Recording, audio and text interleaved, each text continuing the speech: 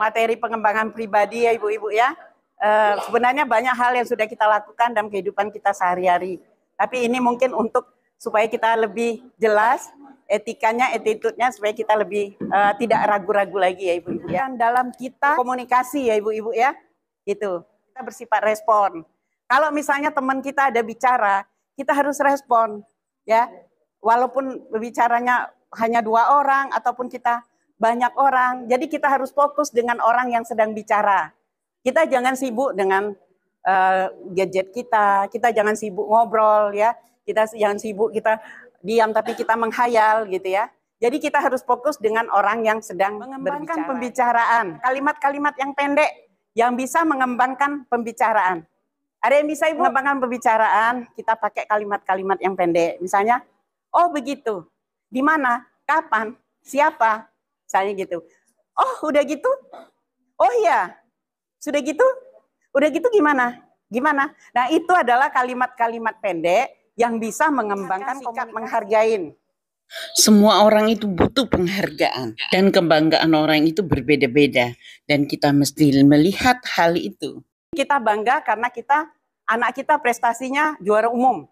Nah ada teman kita yang prestasi anaknya baru juara 10 aja, dia sudah bangga bukan main misalnya kan. Nah tapi kita hargain kebanggaan dia. Gitu. Oh iya, syukur ya gitu. Senang sekali saya dengarnya, mudah-mudahan lebih berprestasi lagi gitu. Pokoknya kita hargain. Nah, walaupun nanti kita cerita, ya kita usahakan kesempatan bahwa kita juga bercerita bahwa anak kita punya prestasi juara umum gitu. Tapi banggakan dia, menghargai dia. Itu memang harus bisa menghargai orang. Harus bilang dengan anak kita juga harus menghargai dia. Jangan sampai kita meremehkannya. Kamu sana, ibu mau cerita gitu. Jadi sebenarnya kita bisa nyuruh anak kita pergi, tapi dengan tidak meremehkan dia, gitu kan. Mama mau bicara ya anak dewasa, nanti kalau itu kita ini lagi gitu kan. Itu jadi anak kita merasa dihargai. Oh saya nggak suka dipuji, itu bohong. Sebenarnya fitrahnya manusia kita tuh senang dipuji, ya. Kita senang dihargain, fitrahnya kita, gitu ya.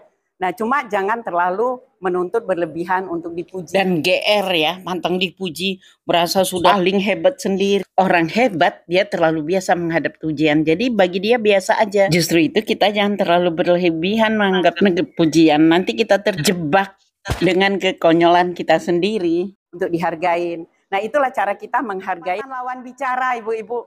Ya, ini perlu ya ibu-ibu ya, kita memberi kesempatan lawan bicara. Jadi kita walaupun kita berbicara masalah kita, tapi kita juga harus memberi kesempatan orang lain untuk berbicara, gitu ya. Dan jangan menjadi orang yang menguasai pembicaraan, karena menjadi orang yang menguasai pembicaraan itu tidak menjadi pendengar yang baik. Ya pendengar yang baik itu ya kita kalau kita tidak menguasai pembicaraan, kita menjadi pendengar yang baik dengan kita menguasai cara menanggapi itu ibu-ibu. Menyumbang pendapat kita boleh, tapi kita jangan mendikte. Banyak ya ibu ya, kan jangan gini. Nah, itu berarti kita sudah mendikte ya. Pribadi yang suka mendikte orang lain itu tidak baik gitu. Ya ibu-ibu ya. Sikap toleransi. Ibu-ibu, memang kita perlu bersikap toleransi dengan orang lain. Kita posisikan diri kita di diri orang lain itu. Andaikan kita di posisi dia gitu ya. Jadi kita memang perlu benar, jangan sampai kita marah dulu tapi kita belum ngerti permasalahan gitu. Sebaiknya kita pahamin dulu permasalahannya, oh, berarti kita perlu bertoleransi gitu. Dan juga toleransinya jangan kebablasan, harus ada ambang toleransi. Karena ambang toleransi ini kalau kebablasan, kita bisa diinjak-injak orang. Ya, jangan lupa tekan tombol like, komen, dan subscribe. Dari beberapa hal yang boleh dan yang tidak boleh dilakukan dalam kita berkomunikasi dan bergaul gitu ya adalah mampu merekomendasi dan menghargai kecerdasan orang lain. Seseorang yang tinggi hati ya selalu ingin terlihat hebat sendiri, selalu ingin dipuji nih, dia tidak akan bisa merekomendasikan orang lain. Dia tidak ingin orang lain itu terlihat hebat dari dia. Walaupun kenyataan kemampuan dia itu minim, tapi dia selalu ingin terlihat dia lah yang paling hebat. Terlihat dia bisa sendiri, otodidak sendiri gitu. Ingin dipuji sendiri. Biasanya orang-orang yang memposisikan dirinya bahwa dia adalah orang yang paling penting, adalah orang yang paling dibutuhkan orang lain gitu. Dan dia tidak ingin orang lain terlihat lebih cerdas, lebih pintar di dekat dia gitu. Biasanya dia akan terbelenggu dengan kebodohannya karena dia gengsi untuk belajar. Dia malu untuk bertanya. Dia belajar sembunyi-sembunyi dengan temannya gitu misalnya. Dia akan malu mengakuin bahwa dia pernah belajar dengan si A, si B. Dia akan selalu memperlihatkan bahwa dia adalah seorang yang otodidak, orang yang cerdas, orang yang pintar sendiri tanpa bantuan orang lain. Orang besar adalah orang yang bisa membesarkan orang lain, menghargai kecerdasan orang lain. Lihat ya, pembicara besar dan penulis besar, dia pasti akan mengatakan bahwa ini referensi dari buku ini, atau saya bisa begini karena saya sama ibu itu kebetulan yang ngajarin kita ada ke sana. Ya kita wajib membesarkan, itu tidak akan jatuh harga diri kita dengan kita membesarkan orang yang mengajar kita. Itu penting. Merubah amarah menjadi canda. Karena ini yang sering terjadi, ya. Kita sering terjadi tidak bisa menjalin komunikasi dengan lingkungan kita karena kita tidak bisa merubah amarah menjadi canda. Malah sering canda menjadi amarah. Nah, intinya kita jangan baper, ya. Ini. Misalnya ada teman kita bilang gitu, misalnya, wah itu misalnya, oh orangnya ngetitiran benar gitu kan. Nah, nggak usah jadi bahan keributan.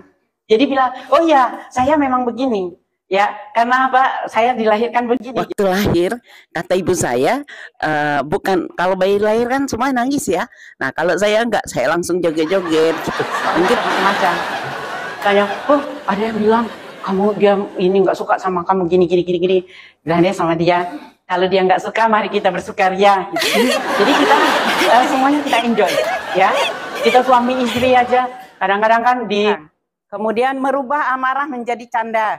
Nah ini ibu-ibu yang suka sebenarnya diawalin permasalahan tuh di sini ya, baper ya bu ya.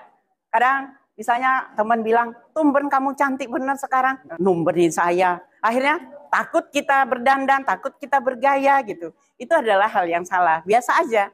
Orang melihat perubahan, satu perubahan pasti orang komentarin.